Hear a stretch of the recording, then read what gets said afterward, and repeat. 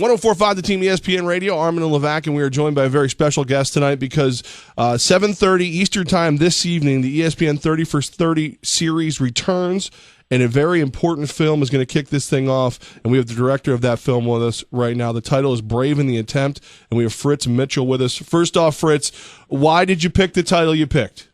It was a no-brainer. The title was in Eunice's original pledge at the first Special Olympic World Games in 1968. She came up with it when on her way to Soldier Field that day to an event that wasn't very well attended. I think there were only about 1,000 people there. It largely went unrecognized. But she wanted to equate the Special Olympics to the earlier Greek and Roman Olympics that had taken place. And she came up with a line, "Let me win, but if I cannot win, let me be brave in the attempt." And she uttered those words at the 68 event, and they stuck, and it became sort of a rallying cry for the whole movement. And so it was a very easy decision. I think Maria Shriver, who's the executive producer on the piece, asked me if she thought that would be a good title, and I agreed that it would be. Fritz, what drew you to doing this film about the Special Olympics? A lot of times I like to do films where I don't know the subject matter that well, and in this case I did not.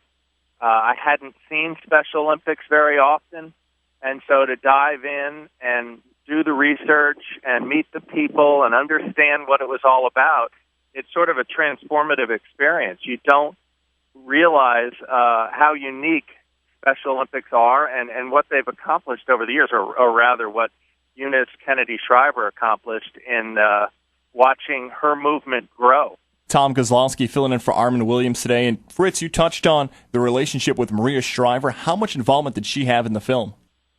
Quite a bit. I mean, we had 3 or 4 conference calls leading up to the start of shooting and editing, and talked about storylines and formatting and what would be the best things to go in the piece, what were the important building blocks to the piece. And so she's very hands-on. She's very passionate about her mom's legacy, what she accomplished, and the idea that really that Eunice Kennedy Shriver tends to get overshadowed in history by her, more famous brothers.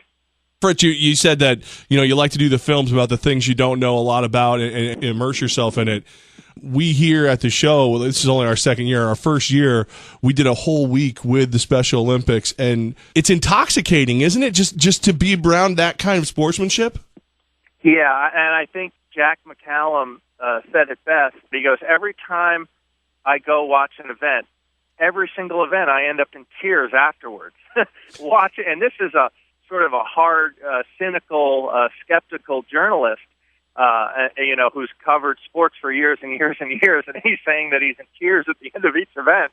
That's, I think it catches people unawares. They don't know how they're going to be affected by it, and then they see these young athletes trying so hard with all the same emotions of the mainstream Olympics, and there's something special that transpires out there on the fields or in the pool or on the slopes. Armen Levack, 1045 The Team, ESPN Radio, joined by director of 30 for 30 film, Brave in the Attempt, Fritz Mitchell. Fritz, as you're putting this thing together, at what point do you realize you've got a really special film on your hands? I think we knew going in, especially, I think the films that really, really work are the films where people don't know the stories that well. And I don't think people were very well versed in Eunice Kennedy Shriver's story.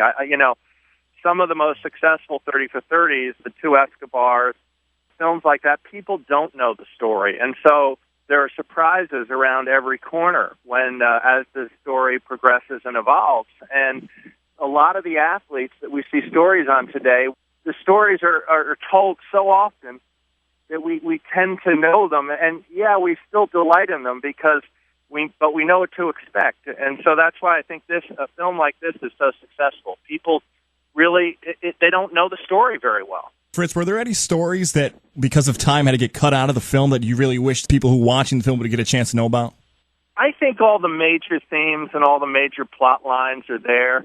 they could have been expanded a little bit in places. You know, certainly a woman who led a rich life and lived into her 80s, you know, it's hard to condense that kind of life into 23 minutes. I think that's the length of a half-an-hour film, given the commercial load and so forth. And so I think we hit all the main points, but certainly we could have gone and expanded a lot of the areas. I mean, for instance, Sarge Shriver, her husband, ran the Special Olympics one year. He headed it up, so he was in on it with her.